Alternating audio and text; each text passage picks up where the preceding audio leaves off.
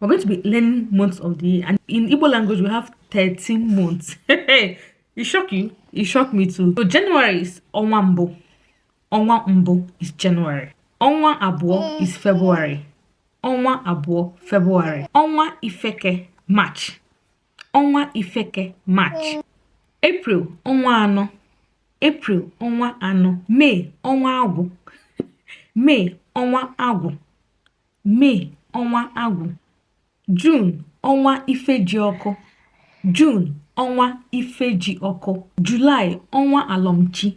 July, Onwa Alomchi. August, Onwa Ilomo. August, Onwa Ilomo. September, Onwa Ala. September, Onwa Ala. October, Onwa Okike. October, Onwa Okike. November, Onwa Ajana. November, Onwa Ajana. December, Onwa Ede Ajana. December, Onwa Ede Ajana.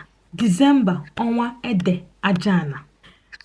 The 13th month, which we don't have on English calendar month, they say is Onwa Uzo Alose. Onwa Uzo Alose. That is month of the road to shrine. Month of the road to shrine. Which we don't have in English language. It shocked you, right? It shocked me too. Learn, watch, subscribe. Click on the link in my bio. Follow me on YouTube, and I'll see you sooner than later. Bye.